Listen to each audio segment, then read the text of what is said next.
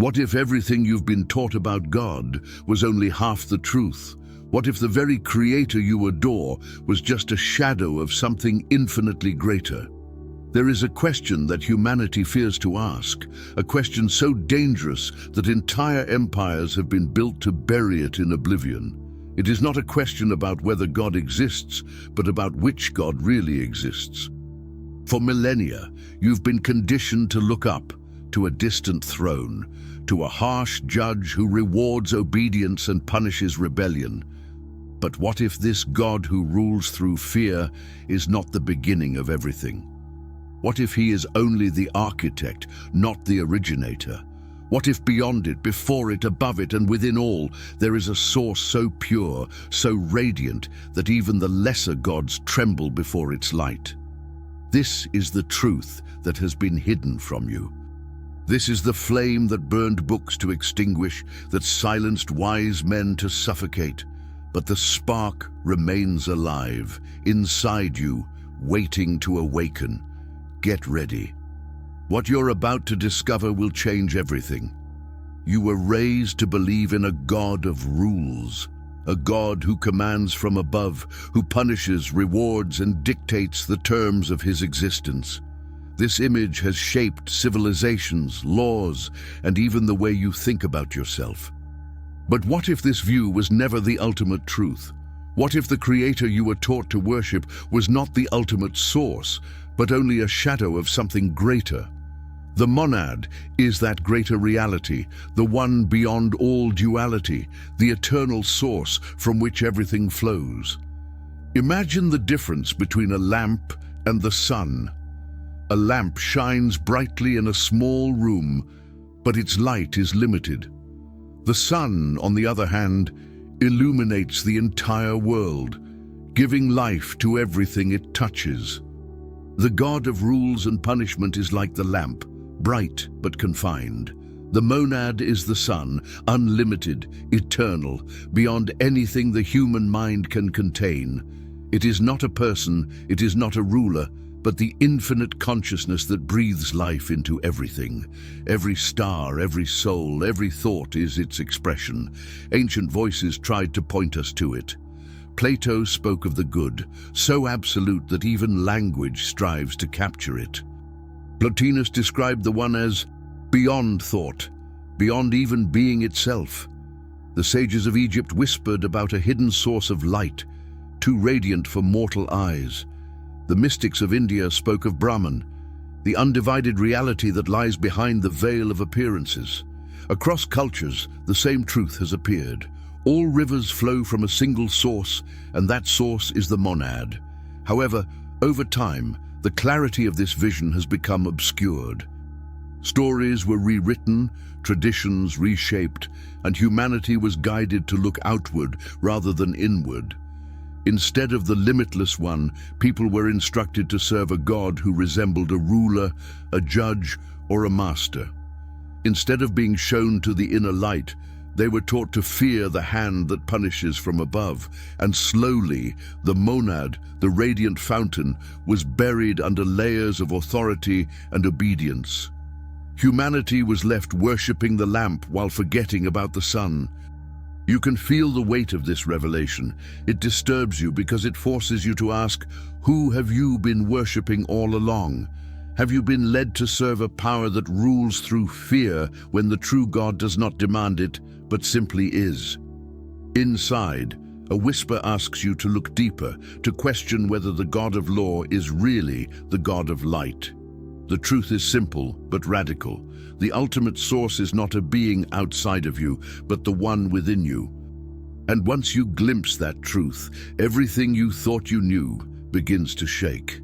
Now you ask, why then was the knowledge of the monad hidden from humanity?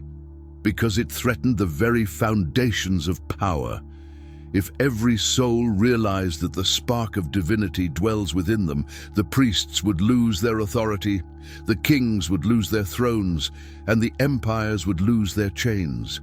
A person who knows that he is infinite cannot be controlled by fear. A person who walks in union with the eternal source does not need a mediator, a teacher, or external permission to live freely.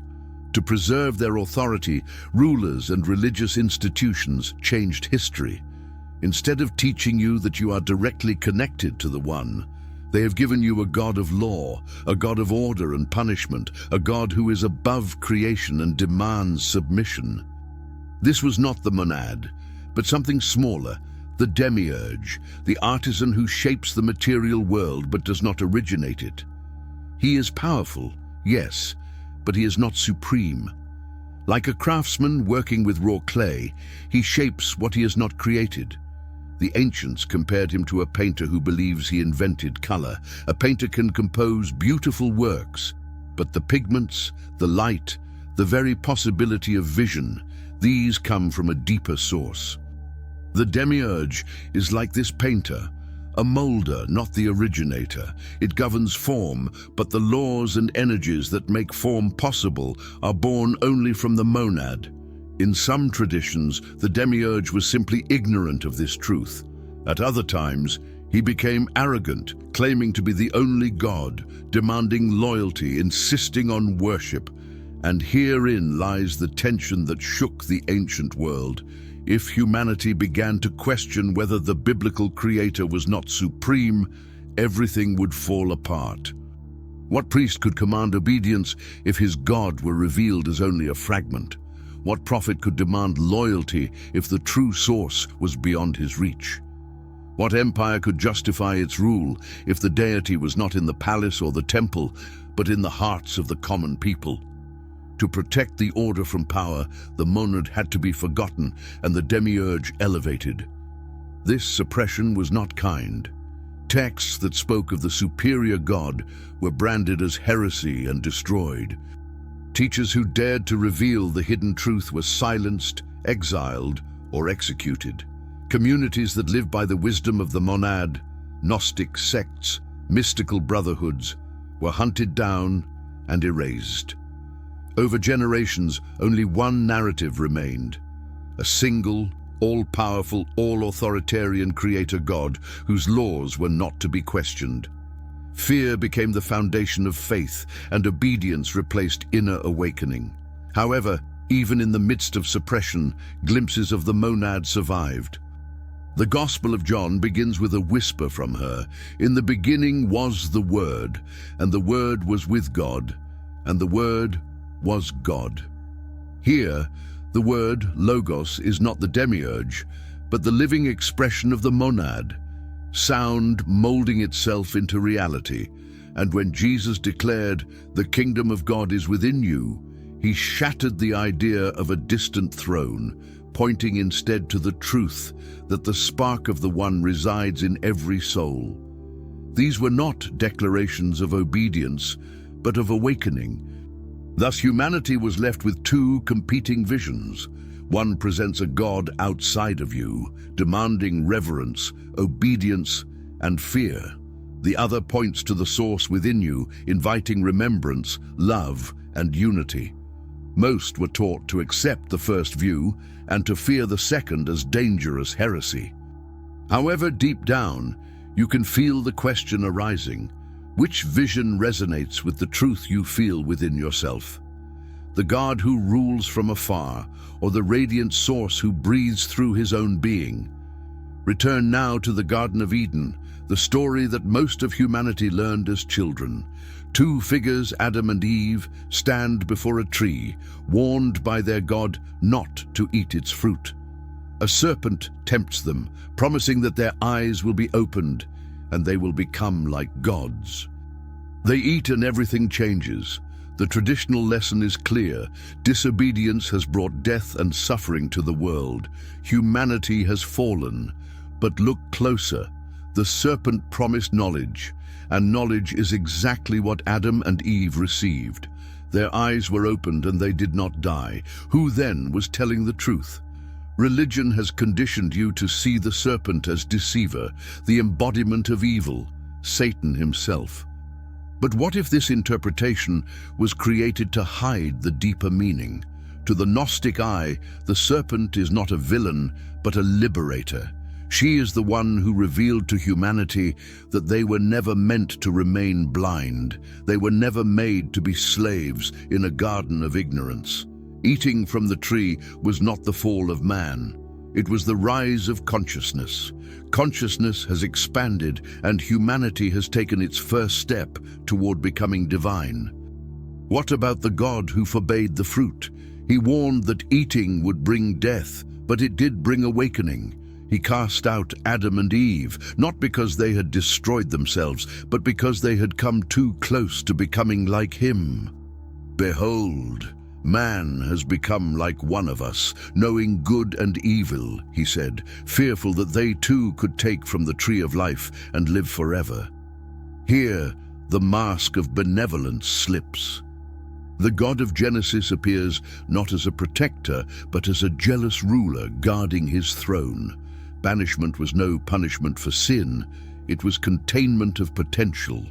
This role reversal has upset many throughout history, but traces of it have remained. In John Milton's Paradise Lost, Satan stands as the archetypal rebel, declaring, "Better to reign in hell than to serve in heaven." To the church, this line is arrogance, the supreme test of pride. However, read it again with awakened eyes, and it becomes something more, a refusal to submit to a false authority, a cry for freedom against a God who demands blind obedience. Milton's words, perhaps unconsciously, echo the ancient Gnostic spirit: liberation over servitude, knowledge over ignorance. Of course, the serpent is not the monad itself. The serpent is a symbol, a character in myth, a messenger carrying the spark of awakening.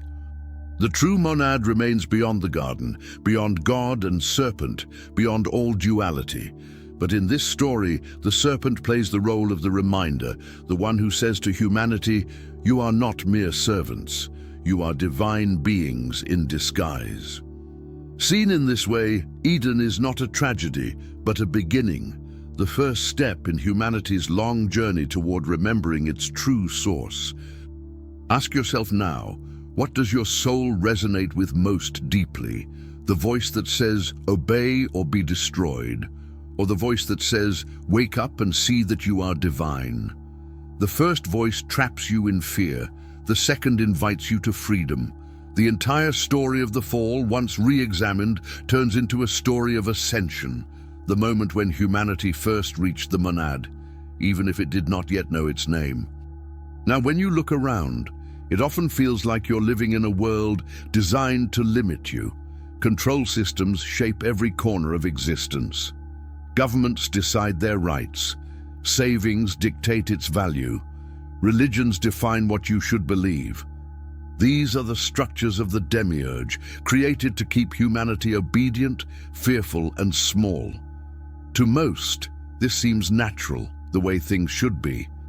But deep down, you feel something else, a faint but undeniable reminder that you are more than what these systems say. This inner whisper is the spark of the monad. The Gnostics taught that, although the demiurge built the prison of matter, he could not extinguish the light that gave it life. Each soul carries within itself a fragment of the monad, a spark of the true God. That spark is not just inspiration, it is not just intuition, it is the living presence of the one hidden in human form. When you feel restless, when you yearn for something beyond what the world offers, when you hunger for truth in a way that no authority can satisfy, you are feeling the monad calling you back to itself.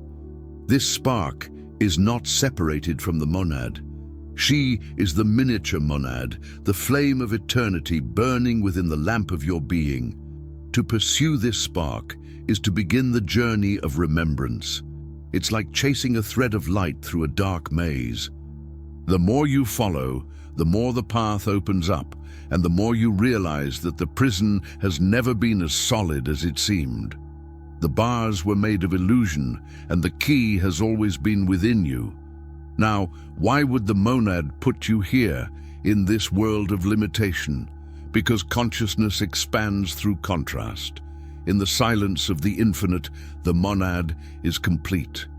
But through the journey of souls, through struggle, through awakening, she experiences herself in myriad forms. You are not here as punishment, but as an extension of divine exploration. Your life is the monad, knowing itself through you.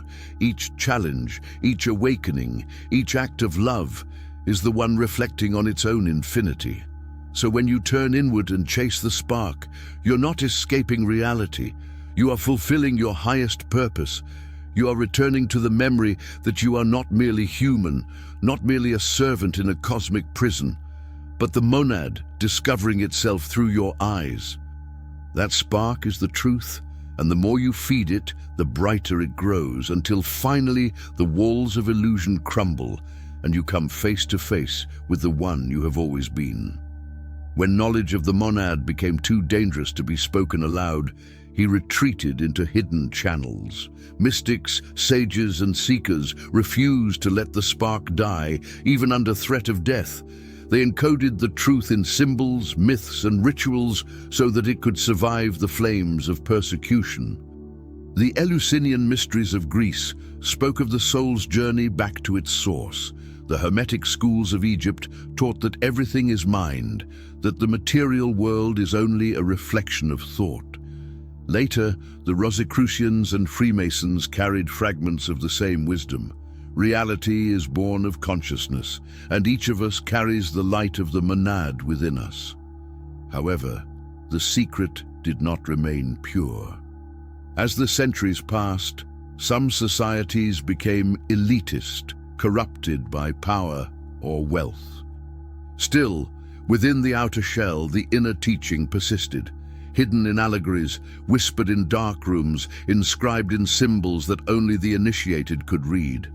A compass and a square, a rose on a cross, an alchemical furnace turning lead into gold, all were reminders that mind shapes matter, that true work is within, and that awakening is the real treasure. And then there are the secret societies that you don't even know exist. Those without names, without public symbols, without a trace in the history books. They move in silence, not for elitism, but for survival. They understand that the forces that govern the material world, the demiurge, and those who align themselves with it, will destroy anyone who openly reveals that mind precedes matter. That thought is the architect of reality. Knowledge like this doesn't just threaten governments, it threatens the very machinery of control. Those who hunger only for the material world fear this truth. They cling to the illusion that power comes from wealth, armies, and laws. They destroy teachers, burn books, and corrupt rituals because they cannot allow humanity to remember its own power. If people realize that they are sparks of the monad, creators instead of slaves, their empires crumble overnight. That is why the world appears as it does today. The knowledge of the one remains hidden while the illusion of separation reigns. However, even the deepest suppression cannot extinguish the spark. The monad has placed its light within every soul, ensuring that no matter how many times the truth is buried, it will resurface again. Secret societies may be guardians, but the ultimate keeper of the secret is you. Memory lives in your own being, waiting to awaken. And as more people rediscover it, the power of those who cling to the material will weaken, because nothing can resist the realization of the infinite within. You are now faced with a choice that every soul must one day face. One path keeps you stuck in the demiurge, obedience, fear, and a life shaped by forces outside of yourself. The other path calls you inward, to the spark that has been placed in you from the beginning. This spark is not a fragment of hope or imagination. It is the monad itself living within you, urging you to awaken. The journey is not about bowing to a throne in the sky, but about remembering that you have never been separated from the source. To remember is to return. To awaken is to live as you were always meant to live. The path of truth has never been easy. In this world, it was often dangerous. Those who reveal it have been silenced, ridiculed, or destroyed. But fear is the very current that the demiurge uses to keep humanity asleep. You should not fear the truth. Trust the spark within, for it is your compass through the illusion. At the end of all struggles, those who remember and keep this light will return to the monad. And when you do, you'll see that you've never been lost. You have always been the one walking the long way back to yourself. The journey ends where it began, in the radiant silence of the monad. But now you are no longer the same. You have left as a servant and return as a creator. You left believing you were separate, and you return knowing that you have always been one.